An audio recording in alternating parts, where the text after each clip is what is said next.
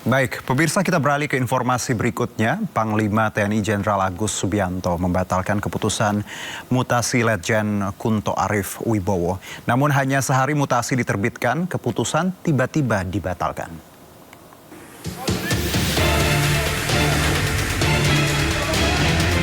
Sebelumnya Panglima Jenderal TNI Agus Subianto rotasi mutasi terhadap 237 perwira tinggi TNI.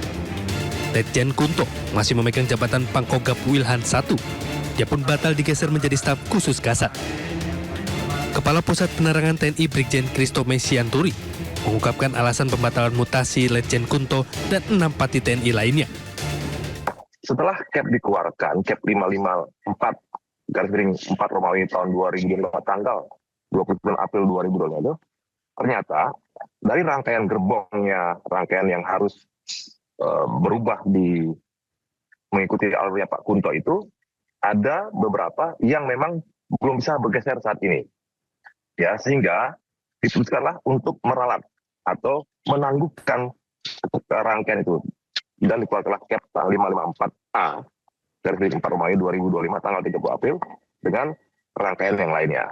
Jadi kan sidang Wanjakti kan biasanya bersidang itu untuk 3 bulan ke depan. Jadi ada rangkaian-rangkaian yang sudah disiapkan, yang memang harus ada yang pensiun, ada yang harus bergeser. Nah, nanti apabila sudah mendekati harinya, akan kita konfirmasi lagi siapa-siapa yang memang harus bisa bergeser. Nah, itu jadi perubahan ralat ini hanya untuk mengakomodir adanya beberapa pati dalam rangkaian Pak Letjen Kunto itu belum bisa bergeser karena memang ada tugas-tugas yang masih harus diselesaikan oleh mereka dihadapkan dengan perkembangan situasi saat ini. Sebelumnya sejumlah pihak mengaitkan mutasi Letjen Kunto dengan aktivitas ayahnya Tri Sutrisno, Wakil Presiden ke-6 periode 1993 hingga 1998, bersama Forum Purnawirawan TNI Polri agar mengevaluasi Wakil Presiden RI Gibran Rakabuming Raka.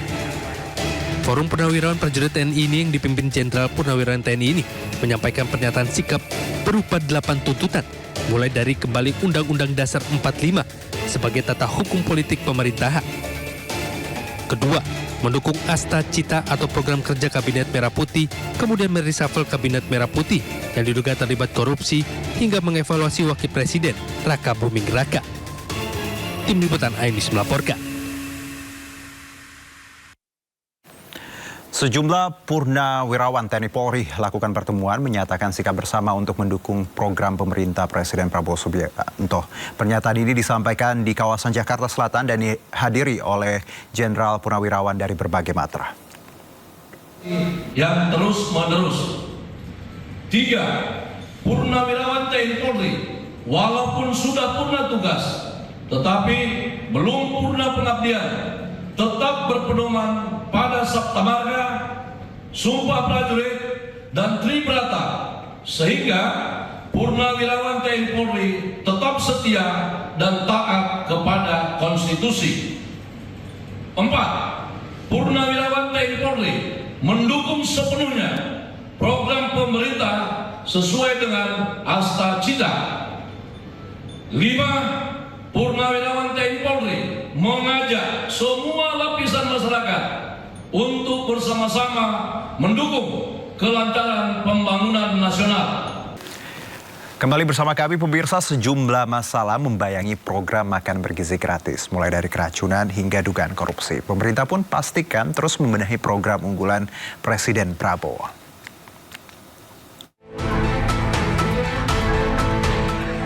Kasus keracunan program makan bergizi gratis terjadi di Madrasah Aliyah Negeri 1, Cianjur, Jawa Barat.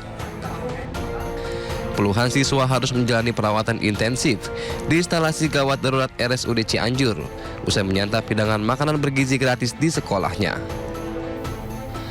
Menteri Koordinator Bidang Pemberdayaan Masyarakat Muhaimin Iskandar meminta Menteri Kesehatan menyelidiki penyebab keracunan dalam program makan bergizi gratis. Nah, itu yang harus dicek sumber utamanya ya. Nah, tolong kepada Kementerian Kesehatan mengecek sumber utama keracunan itu, apakah dari dapurnya, apakah dari proses angkutannya, apakah dari tempat lain. Nah, nanti kita tunggu aja Investigasinya. Laboratorium Kesehatan Daerah harus cepat ya mengambil langkah-langkah supaya kita tenang.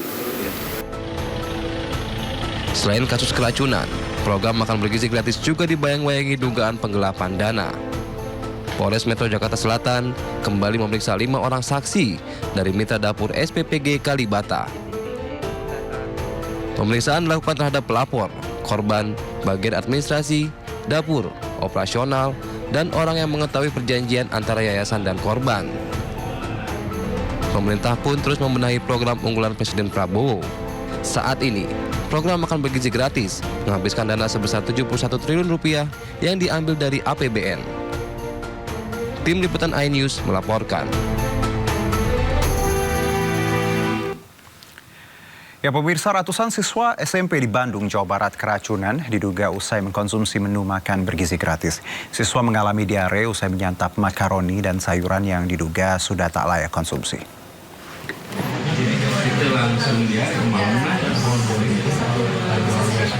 Ratusan siswa SMP Negeri 35 Bandung, Jawa Barat keracunan diduga usai mengonsumsi menu makan bergizi gratis.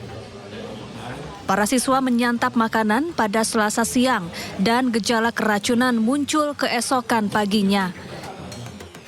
Mayoritas siswa mengaku mual, pusing, diare hingga muntah-muntah. Mereka langsung berobat secara mandiri dan tidak ada yang sampai dirawat inap. Adapun makanan yang disantap siswa adalah makaroni dan sayuran yang dimasak pihak catering sejak pukul 1 dini hari. Kemudian hari Rabu pagi ada laporan beberapa anak yang mengalami gejala diare. Tapi setelah dikonfirmasi terus ternyata jumlah yang mengalami diare ternyata jumlahnya cukup banyak gitu. Makanya kami segera berkoordinasi dengan pihak Badan Gizi Nasional, kemudian dengan Puskesmas dan Dinas Kesehatan. Ada berapa Pak jumlahnya? Jumlahnya itu ada yang terdata 342 siswa yang terkena dan 2 orang guru. Saat ini Dinas Kesehatan Kota Bandung masih menyelidiki penyebab keracunan siswa. Sementara sampel makanan masih diuji di laboratorium. Dari Bandung, Jawa Barat, Billy Maulana Fikran, iNews melaporkan.